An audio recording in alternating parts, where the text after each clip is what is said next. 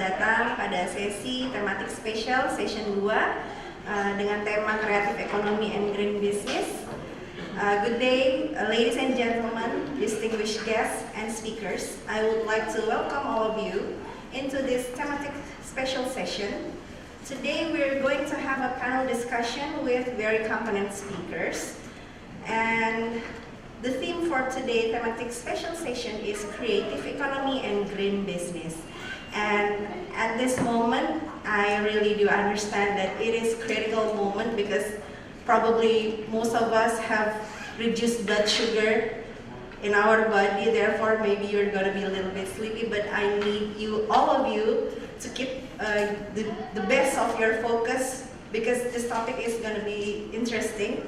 And therefore, to start our session, I would like to invite our moderator, Professor Dr. Eni Sudarmanawati, to moderate this session. Good afternoon, ladies and gentlemen. I think you are too hungry that you cannot reply my greeting. Good afternoon. Good afternoon. Good morning. Oh, it's still morning. Okay. So you're still awake. Okay, thank you. Still before 12, right? Yeah, you're still awake. But please bear with us for another 1 hour or so because the schedule will be until 1. But if we can finish before 1, that would be, of course, for you, maybe it's good because I know you are all very hungry. So, so you agree with me. So let me introduce myself. I'm Eni Sudarmanawati, as already mentioned by the MC. I've been working at TLIPI since 1986, and currently my position is Deputy Chairman for Life Sciences. I'm very happy to chair this special session. It's called Special Session 2, Creative Economy and Green Business. And I know it will take time for some people to gather in this room, but this topic is very interesting and important, so I hope there are many people coming here soon. We have 3 speakers. I would like to ask all the 3 speakers to come forward here. First one is Professor Byung-Jo Kang. Please come forward. Yeah, Secretary General of World Technopolis Association.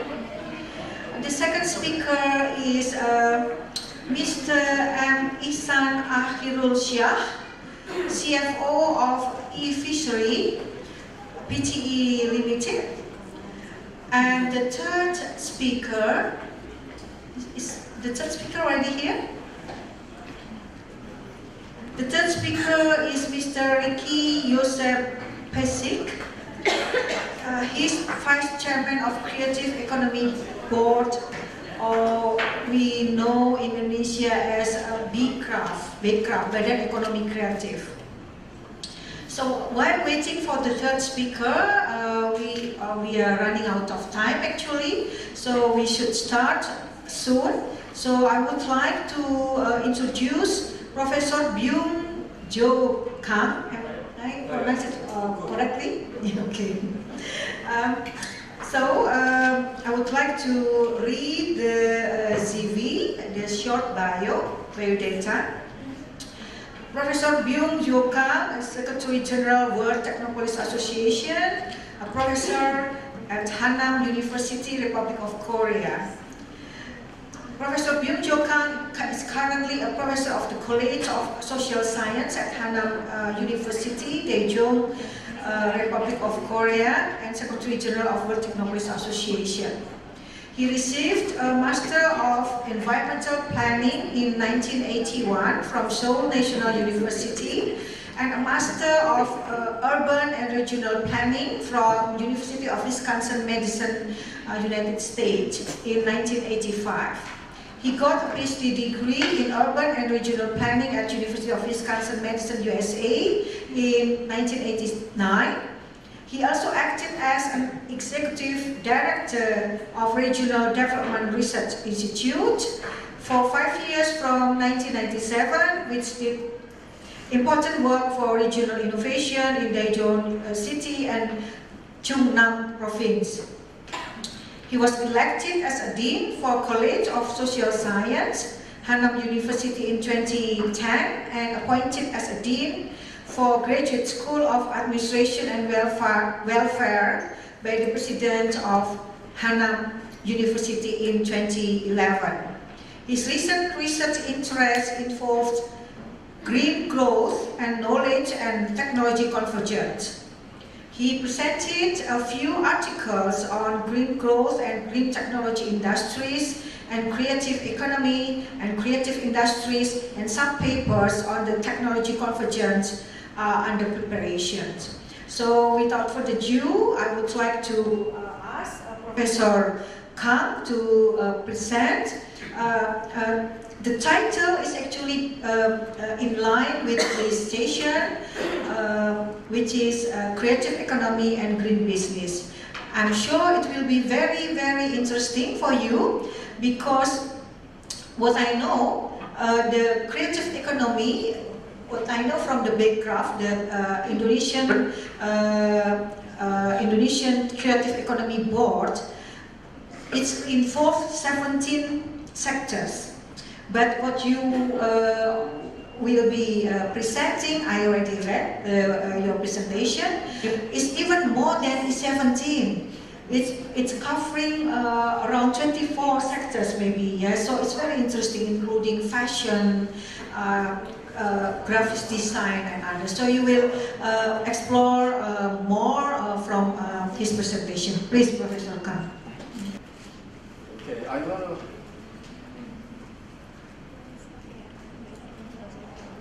to tell you what happened in Korea this year and what happened in other countries too. In Korea, this year was very terrible because in summer we are more hot than here in Indonesia, and we are also humid too. But the duration of the hot season lasted about 20 days maximum. So it is nice. People love. Even if very hot day is continued, it will be perished within 20 days. But this year, it lasted about 45 days. People were so exhausted, it never ended, right? And in Indonesia, we arrived here Saturday afternoon, but every day except today, from 12 to 2, there were heavy rainfalls. And they told us it's very unexceptional. Okay? What that means, we really know the climate change is ongoing now, so we should do something to cover or to escape, to handle climate changes. And we have another thing. Why climate change happened? Because so many manufacturing companies emitted carbon dioxide in the process of production process. And who did it? Developed countries. They made big money. But developed countries have a long way to go. They should produce many things. In the process, carbon emission is generated, right? And what kind of things developed countries should take in this situation? That is very controversial issue. Developed countries say, hey, no more carbon emission. You should take other way. You know what kind of mistake we made. Hey, wait a minute. We should go. What you did was not good, but why we have no chance, right? But that is true. We better to focus on not heavy manufacturing side. We should take the other way. So my topic is creative economy. Creative economy take a big portion in economy in any country today. You may know in UK is very good in creative economy, and in USA too. Hollywood, go to Hollywood, everybody make film and very fantastic way of life. That is part of the culture and industry.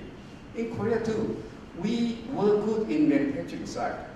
As you know, we have a real problem now, but the Samsung Galaxy 7 Note is very good one. Okay, that is manufacturing side. But at the same time, the government decided we should have another alternative, that is cultural-based, creative economy. So you know, everywhere the Korean pop, right, K-pop, is popular, not because they made it by themselves, but because government supported it for a long time. If you go out, government supports some money, hey, you go out. If you do not have enough money to cover your expenses, which is you needed in foreign tours, we provide you. Just spend as much as you want and do something about culture. So they are doing it, so it's popular. So we are slowly moving from manufacturing side to creative industry side. So in creative industry, in creative economy, way of thinking, way of doing is needed.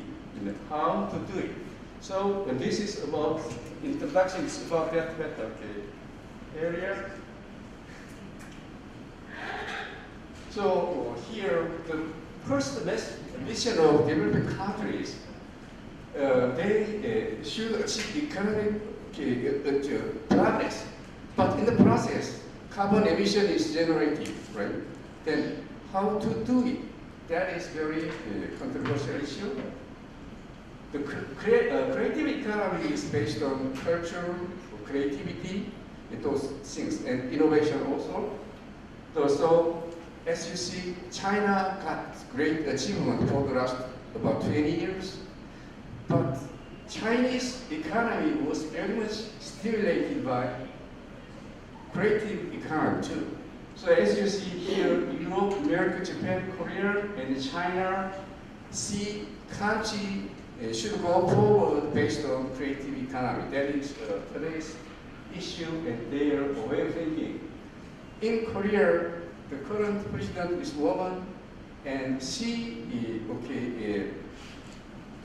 push ahead creative economy. So in Korea, we have 17 centers for innovation and technology and science, and each centers is supported by big corporations like Samsung, LG, and SK. In my city, that is Daejeon City, we have big corporation, Sungyung, SK.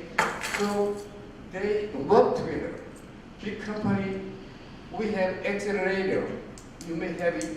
Accelerator means you have business incubator, but accelerator is different. Business incubator, you have a space for company to come in and you got some consulting services from outside. But in the case of accelerator, if you come up with some difficulties in management or in some technology side, if you ask big company have everything by themselves. So they provide you very cheap answer. So it's different from incubators. You may still not have it, but eventually you may be very big help by having that facilities later. So I want to tell you some concept about creative economy. The creative economy was created by John Hopkins, as everybody knows, and it was 2001, about 16 years ago. So creative economy could be defined the transactions of creative products that have economic goods or services that result from creativity and has economic value. That is kind of in UK, about 8% of the industry is occupied by the creative industry, and they have 2.8 million jobs. So this is very big portion in economy. And what is green business? Green business can be defined those businesses that across the whole economy have made effort to reduce low carbon emissions and efficient way of production. But the concept of green business is a little ambiguous. Every country say that which is green business, but it is used a different way. What makes us more ambiguous is every company say we belong to green business. Actually, they are not belong to green business, but they say that because that has very good image. Green business. If you say we just handle green business, then people say, oh, that is good, but actually not. So for that purpose, for that reason, the green business is used to overwhelming. So there are a few other related concepts too. The first one is creative industry. The basic of creative economy is the creative industry. You may see here at the bottom, the advertising or architecture or creative films, museums, music, all are creative industry. And the word is creative city. That concept was created by Charles Rondry in the late 1980s. So he's urban planner, which is by major, and he tried to solve urban problems by introducing culture. So Indonesia may have the same issues. In Korea, we have very old towns, but people moved over new towns. So old town is near demolishing now. What can you do? You do not regenerate the old cities because it's very expensive to build all of them. So people do not want because they do not have enough infrastructure like road and parking lots. But you need to sustain that city, that is historical site, right? So in that case, you may think about creative industry. So we call it learning city. So learning city means you cannot forget the old time because there is a textbook you can refer for the future. That's it. And creative class. The creative class is you can see here scientists, engineers, or university professors, poet architects. Those are included in creative class. So Florida stressed the creative class is a key driving force for the economic development of post-industrial city in the United States. So it is very important in USA too. And I want to tell you about key concept in creative economy and green business. As you see here, the first concept, key concept in creative economy is innovation ecosystem. The creativity is not flourished everywhere. When it has good conditions, it naturally grown up and it has very good base for creative economy. So here, if you see that here, to become a good creative ecosystem, there should have some key factors. The factor one is world-class university. You may know in Silicon Valley what kind of universities are there. Stanford, Berkeley, in Boston, MIT, USA.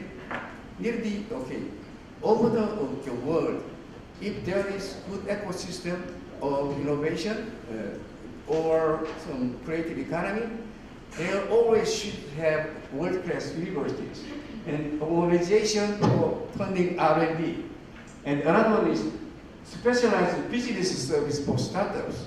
In Korea, the serious problem, we have very good for children's education programs so far, but we come up with unemployment. Even if university student got graduation from college, they do not find a job. So many people are waiting for jobs.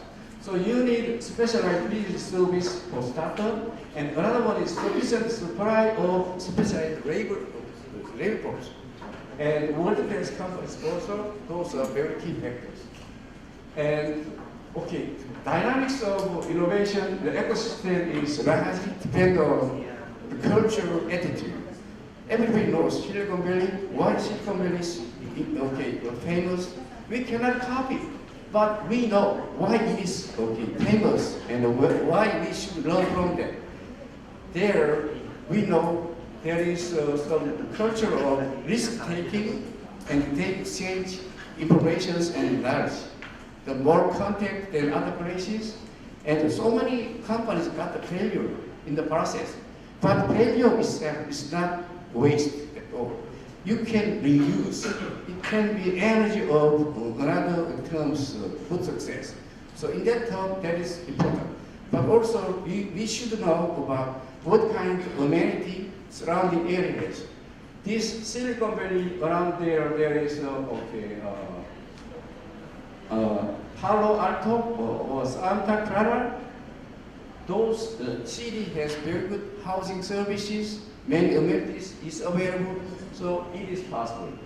And second one is creativity and culture. Today, culture is very attractive for people to the place. So you may know the Guggenheim Museum designed by Frank Gehry. It attracts millions of people to Bilbao every year. In addition to this, the whole area is booming startups. Everybody talking about Guggenheim Museum. Guggenheim Museum appear over there, over the world, but especially in Bilbao is famous because of different design and creativity. People want to know directly what happened in Guggenheim in Bilbao. That is very a good example of this. And the second one is public services. Public services means if the private market do not provide good services, you need public service. Public service is good for everybody. Everybody got benefit, right? So in case where there is no private company supply, then public services absolutely need. And I want to move to key concept in green business. In green business, policies should be changed. First one is radically increased resource productivity and redesigning biolines. And service flow economy is needed, and investing in natural capital restorations. You should not destroy natural resources, otherwise it is not sustainable. And the success factor there, mainly case studies identified 4 success factors. First one is access to capital and investment. Venture capital is very necessary one for green business and high-level R&D and investment in new technology. I heard in Indonesia about less than 1% of GDP is invested to R&D. In case of Korea, we are 4.5, maybe number 1 in the world. So that makes Korea very strong. That is very good decision. So much money is invested into R&D sector. And skilled workforce, without good workforce, you cannot achieve anything at all. Always, in creative economy or green business, anything else, the qualified manforce is very essential one. Otherwise, you cannot get there. And existing developing clusters, how to use it, it is important. And policy strategies, in USA, you can see here the 5 areas. They put some strategies, and content is over here. So they summarize their way of going forward. This is another summary about creative economy in USA. Another one is Europe 2020. Yesterday, Professor Becker, they told about this, so I started to skip this. And in Europe 2020, in UK, they got the same programs, but have different content. In Korea, as you see here, in Korea, they are strongly recommend creative industry. As I mentioned, we have 17 innovation center for technology and science, and it is very strong. A strategy to pushing ahead Korean economy in the future. but which is not based on different sources. We are based, creative economy in Korea is based on science, technology, and IC capacities. All of them was stressed for a long time in Korea. So we are taking use of it, how to utilize what we have. So policy for green business, first one is after tax reform. So you should, tax investment. When there is green business is carried on, you, put very small, more portion of taxes. And if there is not compliance with the environmental policy of government, you can tax heavy tax. And another is green procurement. So that means, for example, Hewlett Packard commit to buy paper only from sustainable forest. And it gives preference to the company who provide green products. And it prohibits to use of some chemicals in manufacturing or packaging. So by this fact, they got to implement the policy.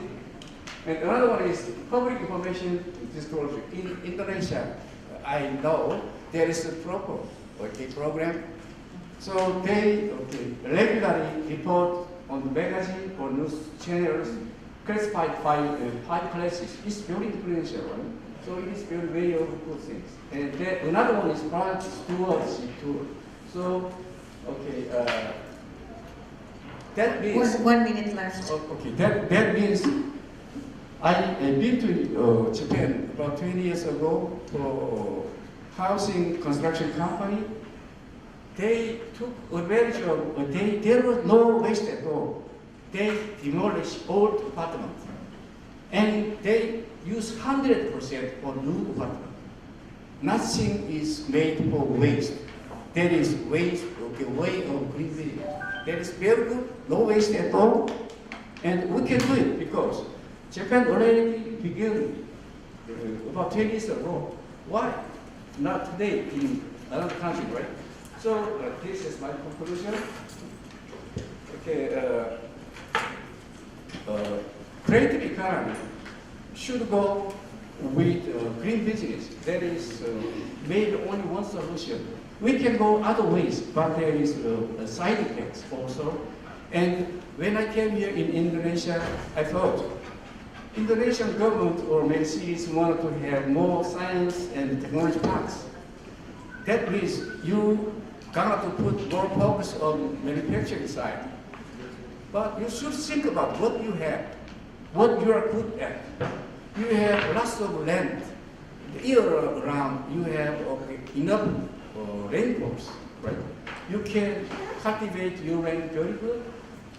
So you can start with bio-solution, right? Science and those crops. It's very sustainable one. If you put more knowledge and technology, no countries can be competitive as India, Indonesia. So that's my thinking. I'm not very good, but that may be a good way of doing it, right? Thank you for your attention. Gentlemen, it's such an honor to get invitation to this international forum because maybe I'm the youngest person in this room. I'm still 26 years old.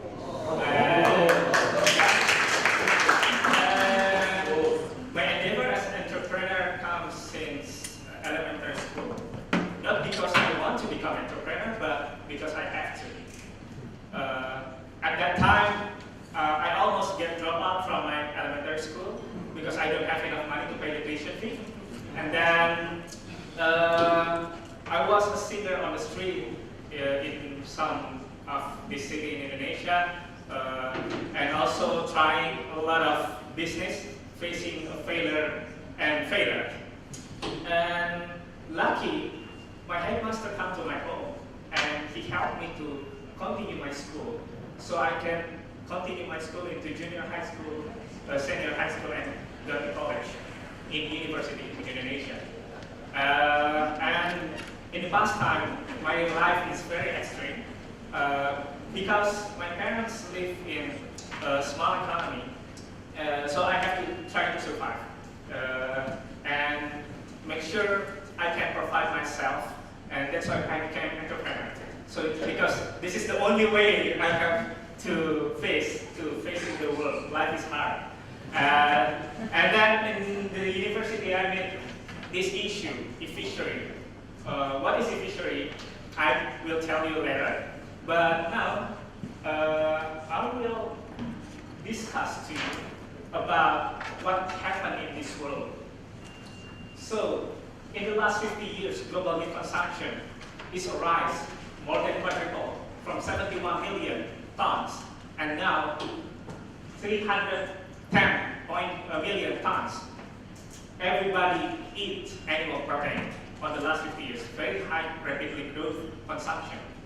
This is one of our challenges that we are facing in this world today. And the second challenge is the growth of people. Nowadays, there are 7 billion people who live in this world. And according to United Nations, at the end of 2050, there will be 9.7 billion people. And at the end of the century, maybe there will be 11 billion people live in this world. So people growing and growing. And it becomes a major challenge for us today. What does it mean? It means that we need additional source of protein. We need a lot of additional source of protein, more than 70% that available from today. This is what we concern when I with my partner started the fishery more than 3 years ago. And our main sources of protein comes from the ocean. 2.6 billion people depending on it every single day. And the problem is, our oceans are in crisis. Why? Because human takes far more protein from the ocean.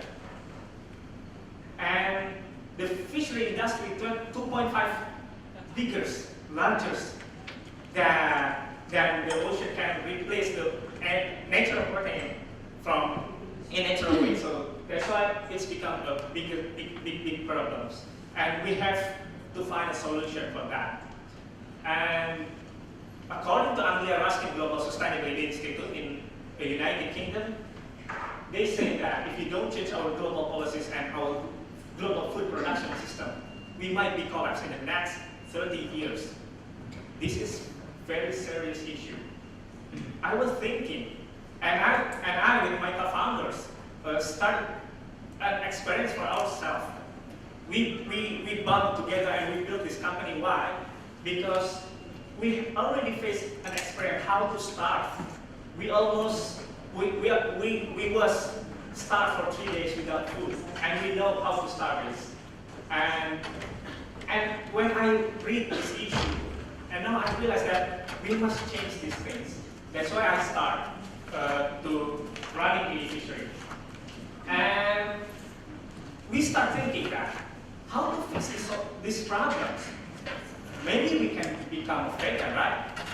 Not eating the animal's protein, and then the animal will save. But it sounds like an interesting idea, but it's not realistic at all. Why? First, whether we like it or not, people are eating the animal protein. And the second reason is this. There are 100 million people around the world who still hungry today. Even the global government didn't prohibit the animal protein consumption, people still hungry. There are a lot of malnutrition around the world. Many people live with less than $2 per day. And most of them are farmers. They live in the bottom of the pyramid.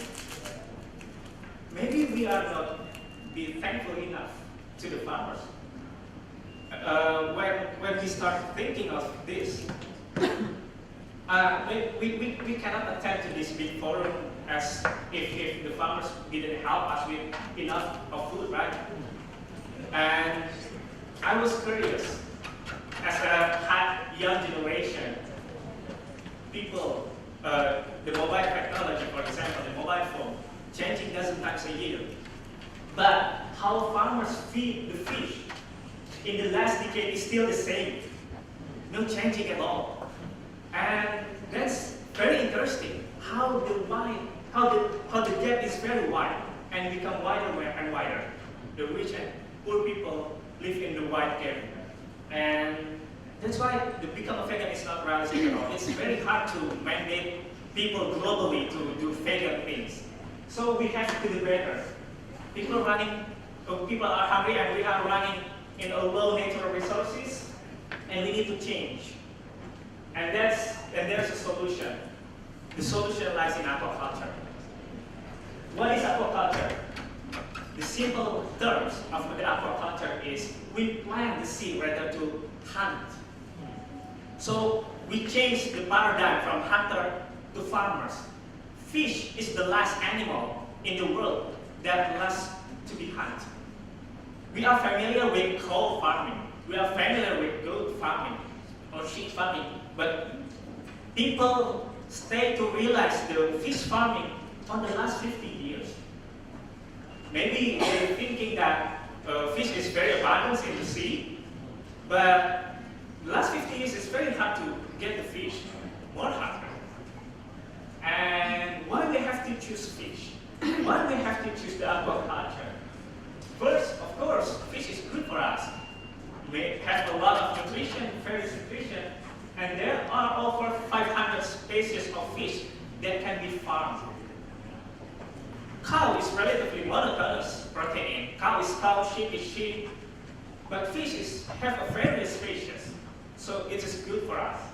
And the second thing is the demand is going up. You can see the statistic. On the 1951, only 600 kilograms, around 600 kilograms, people consume the fish.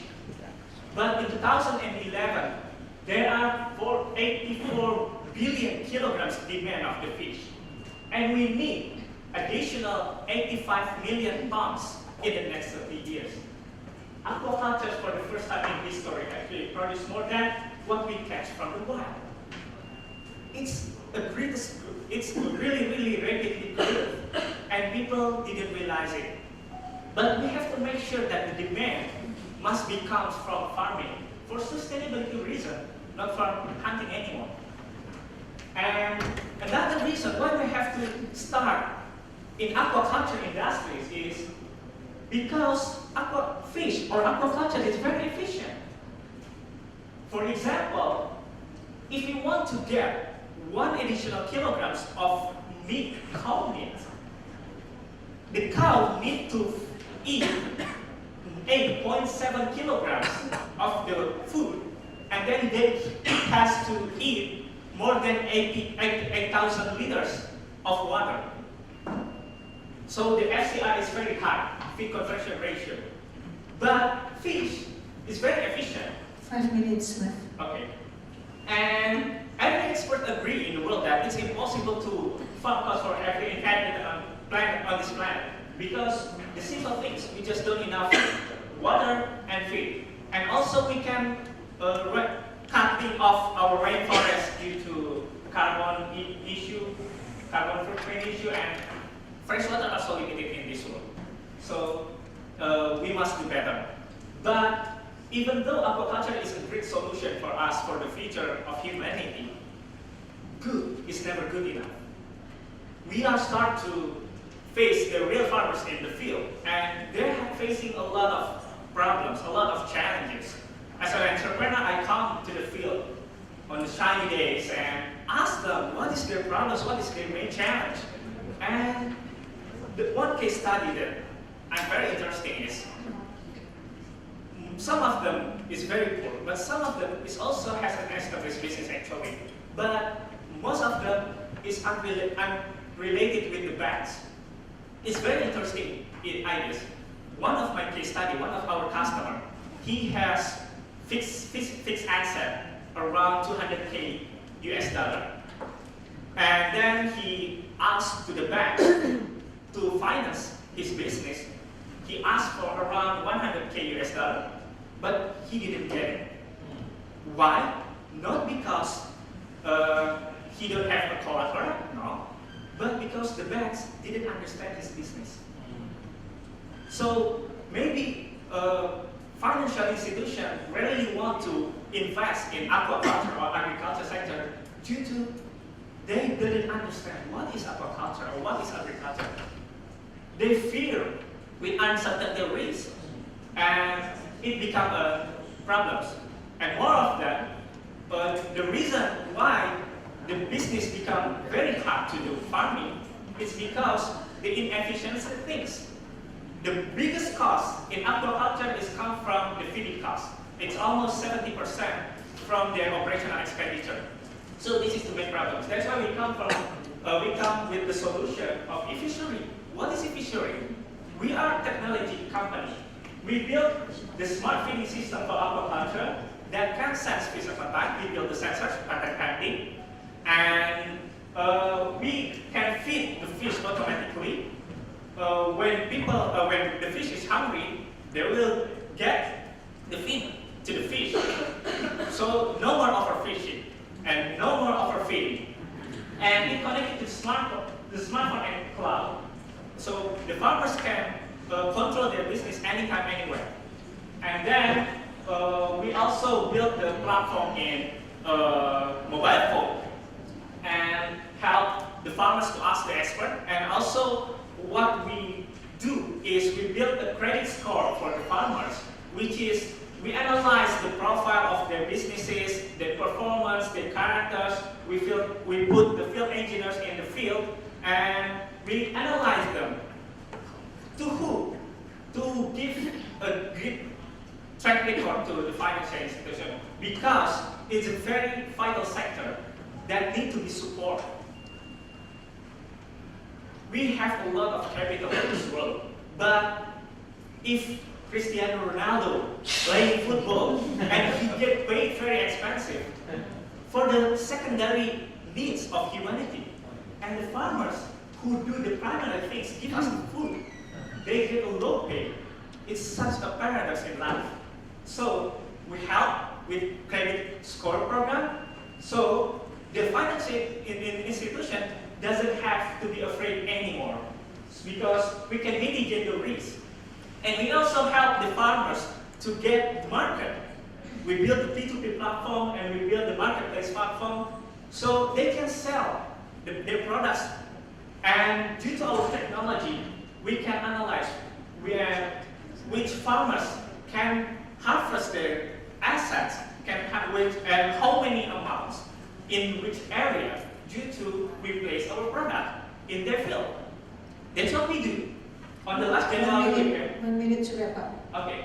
And on the January, we came to Silicon Valley and we start to machine learning to improve our products. And in the next month, we will start a project in Bangladesh and around Indonesia and Southeast Asia to solve these things. So maybe there's a lot of issues. Listening from the previous speakers, I love to read a quote from the same person, because I saw the quote from Northwest Sutu that Google, that he has also the other quote is very famous. The sea, what it gets, it spell, holds one in its net of water forever. So and this quote is very famous across this country, since we have 16% of the world's coral triangle. What a beautiful underwater we have. But I'm here not to talk about the underwater of Indonesia or coral triangle of Indonesia. The approach of our agency is not scientific, nor also bureaucratic. We approach our agency task as a business approach. That's why here I stand for as a salesman by our creative economy potential, Indonesia creative economy potential. So I just make it quick. Heraclitus of Ephesus once said, "The only thing constant is change." Here we are living in an era whereas not only data are interconnected, but also human beings connected like never before. There's a new game in town, and to quote another great Greek philosopher, it's not what happened to you, but how you react to it that matters. We all know that the shift in technology have changed not only how people behave, but also how companies do business. The simplest example would be the exponential rise of second screen led by mobile and laptop usage, and it's reflected clearly in the growth of digital business. And also, since then, Indonesia now is very well known as a social media capital of the world. For some of the social media platforms like Twitter, Facebook, and so on. Even so, this does not represent the whole picture. Embracing this change have allowed people and businesses alike to experience new ways. Even new devices have shaped new consumer experience. More of this will come our way sooner than we think. It is happening globally. It is certainly happening regionally. The question is, in this game of change, what can we expect from Indonesia?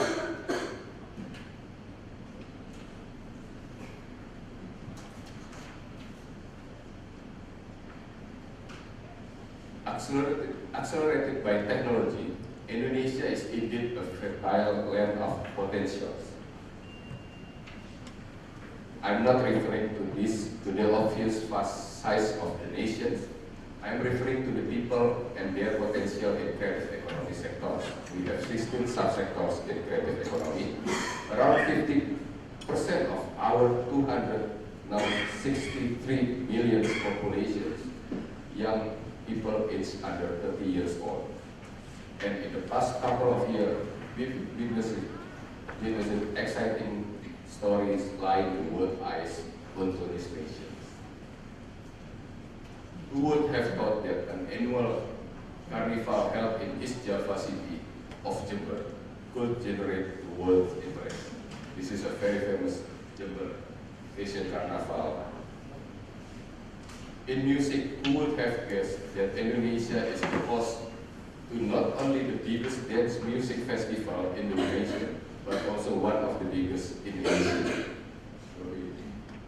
Most of you never heard that this but it's very famous amongst Asian millennials, this event.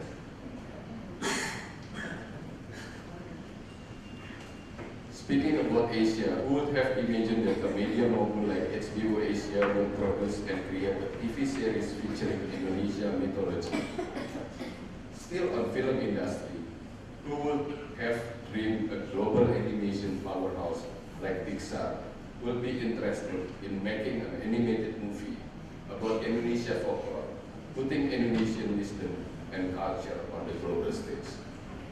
And this is already on the progress of the project after our chairman met with John Leicester, the CEO of Pixar, twice in San Francisco office in USA. You heard about how technology unearths new potentials. Many of us want to jump into the wagon and turn these opportunities into business. However, in reality, there are barriers that may hinder the entire process. This is why, since early last year, Backcraft was established to set, coordinate, and synchronize acts in supporting the potential of Indonesia's creative industry. But most of all, we are here to make breakthroughs. Changes are about to start, so pay close attention if you don't want to miss the opportunity. Let me take you through 5 disruptive initiatives that we've done to show how Backcraft really means business, and it's never going to be business as usual anymore. Participating in International Expo is not just about showcasing economic potential to gain appeal from investors. It's also about making a proper and timely plan.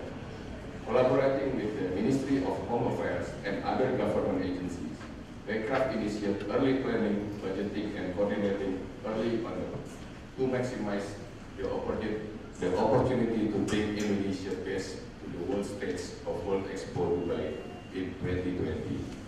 Now, in London, there's a London Design Biennale where Indonesia was selected as a 1 out of 10 from the 50 country participants in London Design Biennale. It's still happen in Somerset House in London until 22nd of September.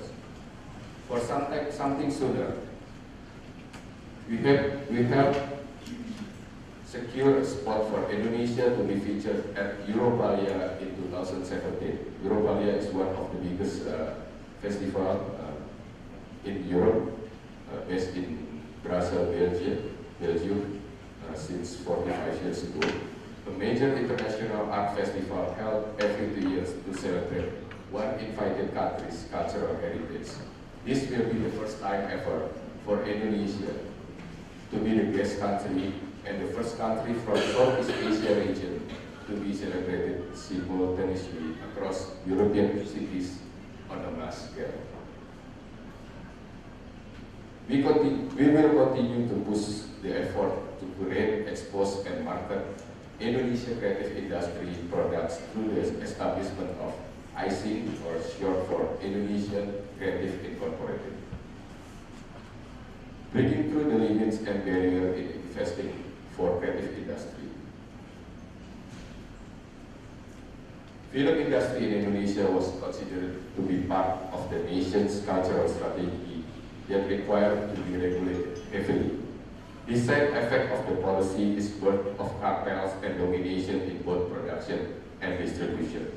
The film quality and diversity of team suffered from this policy. Nurturing the creative industry means allowing it to unleash its potential. So after decades, we initiate a revision in policy, or we call it DNI, or negative investment list, for the film industry. Previously, film industry was investment for foreign investment is totally not allowed, 0%.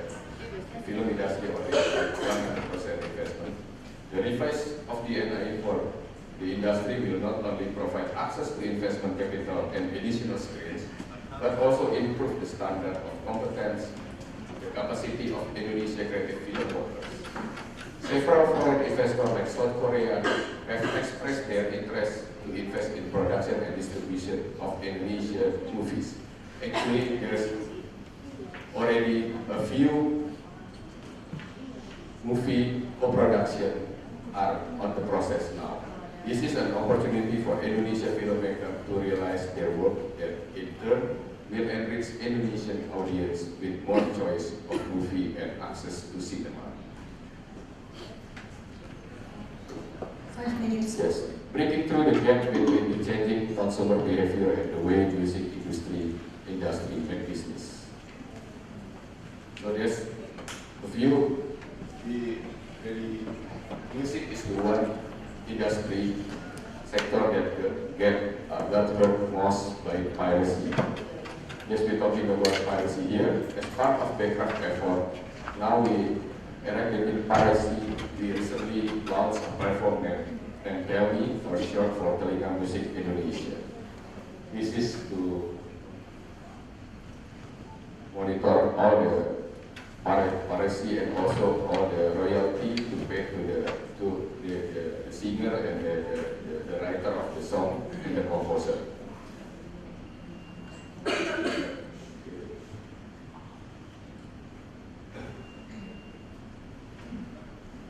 Making intellectual property rights an important subject. The issue of intellectual property rights are sometimes still considered as stepchilds among creative workers. The problem is clear: lack of legal clarity and lack of information. To lessen the pain that is already being felt by creative workers, we urgently need a solution, and it starts by making people understand the why, the how, and the what related to the idea. 7 months ago in February, we launched a mobile application called DIPA. This application is expected to provide facilities for all people who need easy access to information related to IPR. It's available for download now on Android. And also, Backcraft also help all the creative workers across the nation. Every year, 5,000 copyright work registered for free by Backcraft for the small and medium-sized creative industry.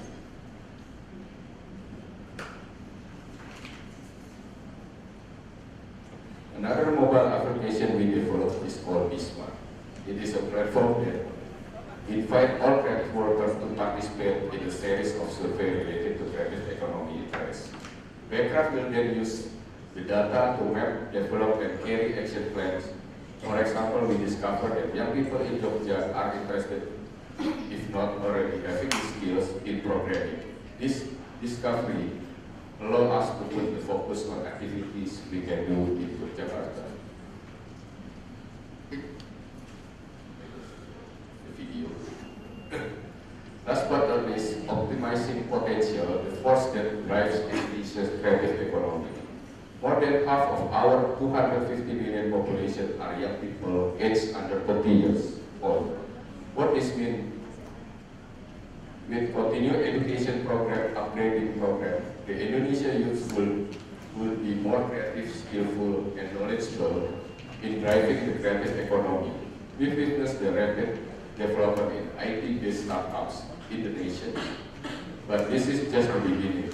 With the vision to make Indonesia the world leading power in creative economy through its 16 subsectors, today in this forum, Backcraft launched Backup, a program that incubates potential startups and groom people in the creative economy sector. Statistics have proven that 60% of startups fail.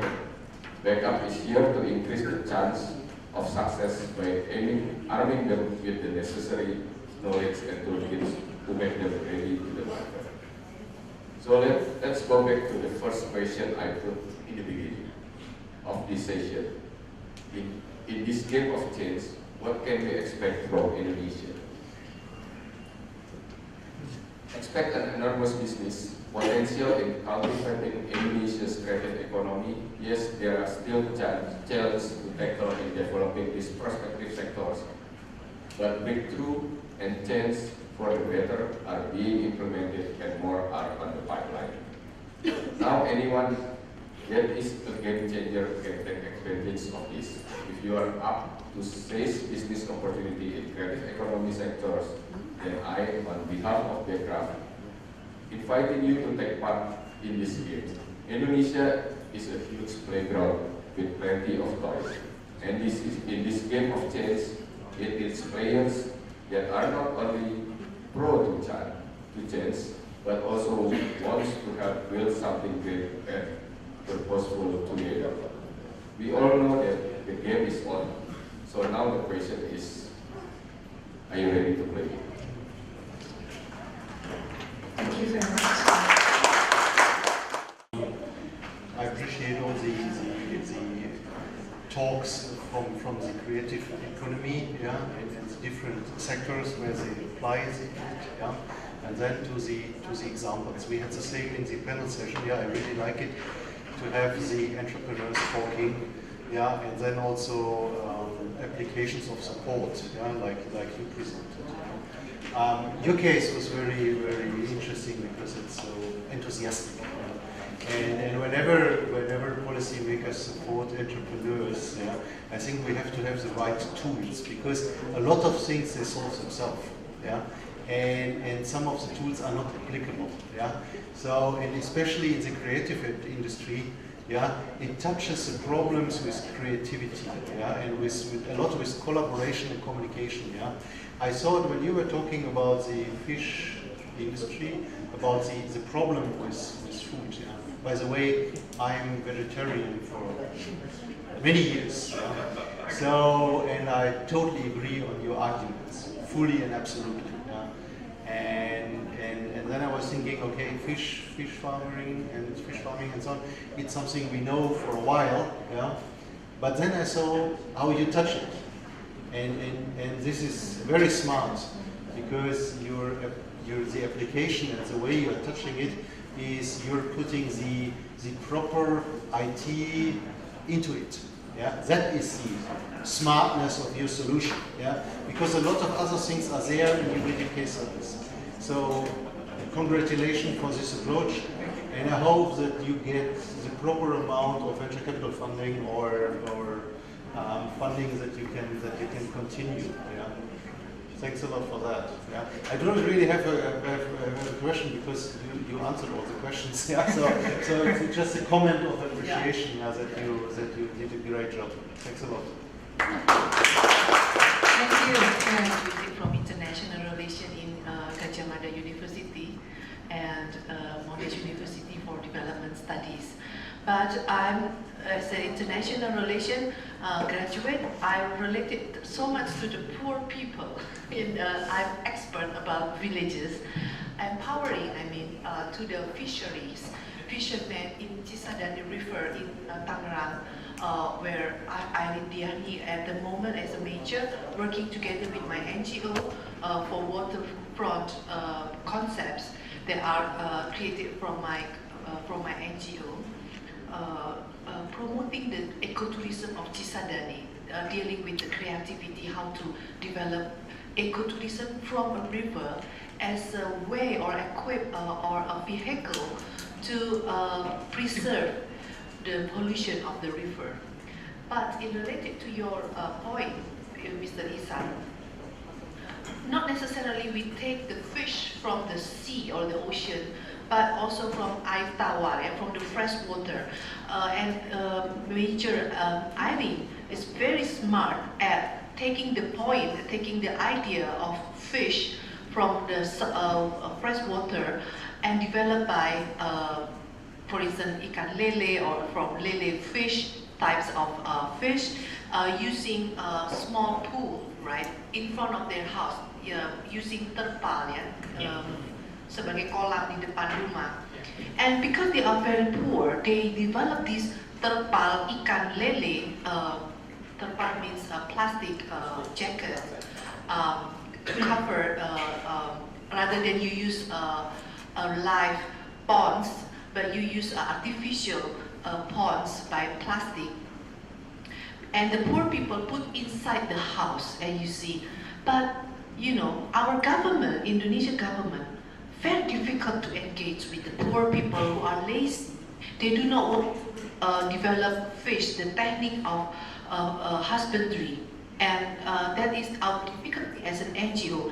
With your concept, you already exploring the fish when they are, getting bigger. But in fresh water or in Cisadane River, we have to use a tank, right? We use drum, to terpal.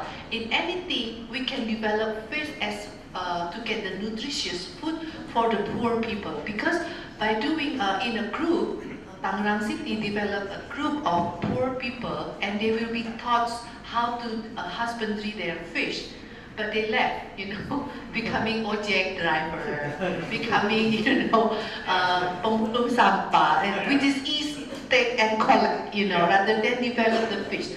And NGO, the challenge that we face and we encounter and we have to solve is huge, and related to the poor people. We are eager, we are loved, to help and empower the poor people to fish, but they do not want. They also sometimes bombing the river Cisadane behind Puspitek. Actually, it's Cisadane. Ibu, can you? Yes. That is the creative economy that we want to develop keripik ikan, apapun yang ekonomi creative economy we can promote. Because Ricky Pesik and I in Metro TV, we already have Ibu Sianet di Metro TV. Jadi, I'm very interested in creative economy and the creative industry. So how can you respond to local wisdom, resources that can be, how can we touch the heart of the poor people that they are the sources of husbandry, their own foods. Thank you. Thank you. One more maybe? Very short one. Okay, okay, one. Pak, silakan. Okay, thank you very much. My name is Aflah Rido from PPPT, and my question will be for Mr. Muhammad Ihsan. My question is whether your system you have already developed, it is still needs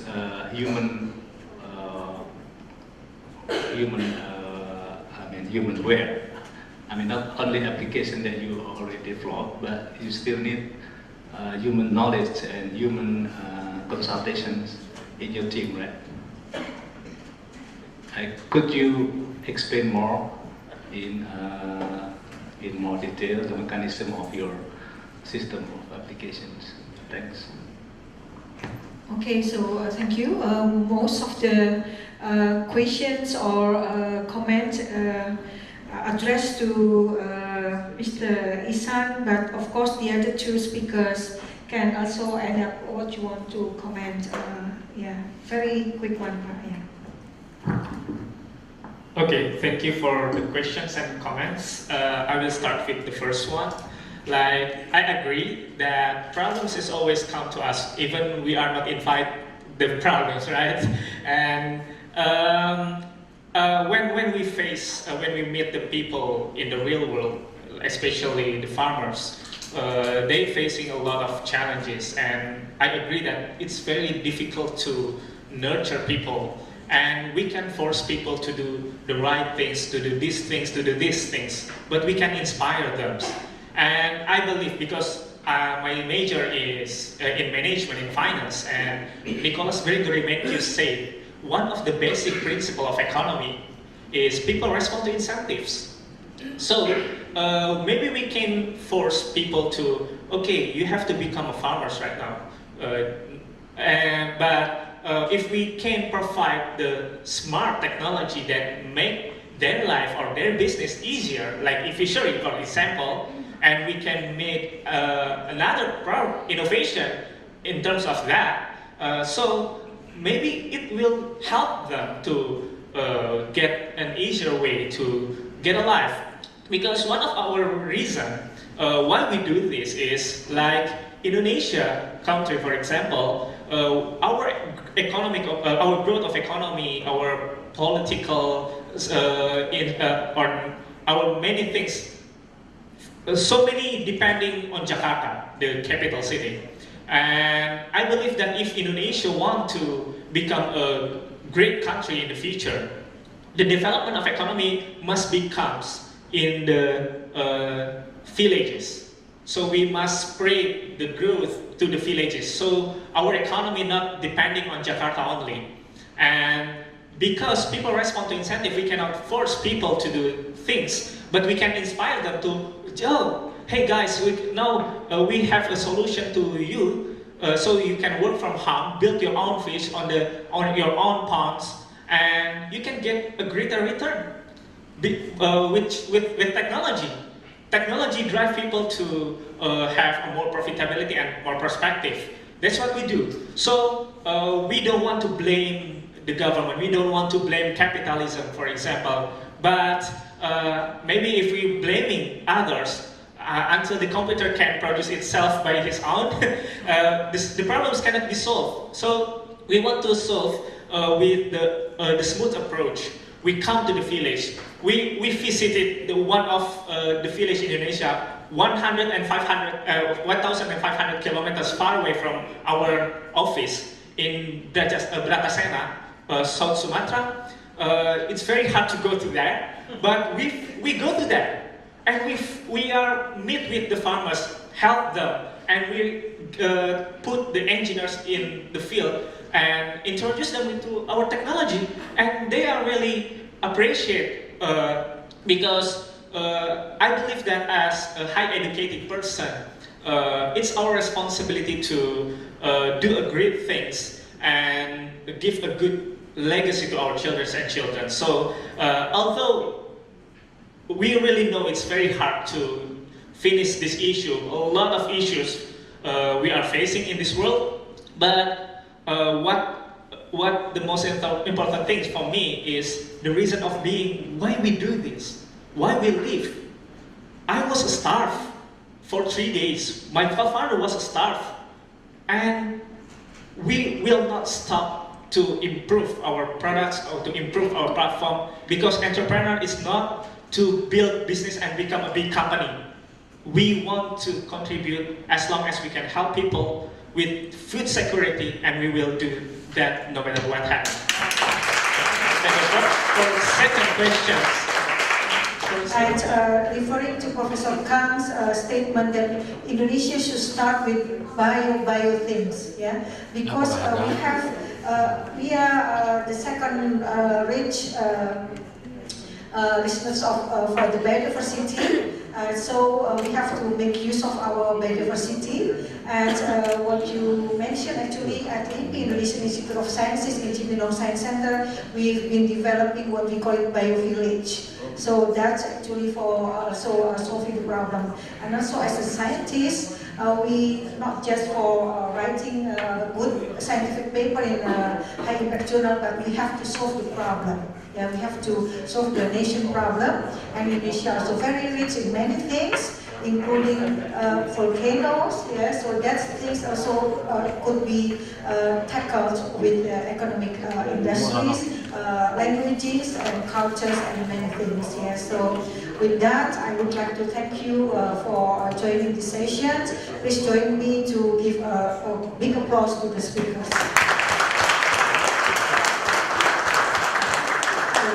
Much. Good afternoon, and then now you can have lunch.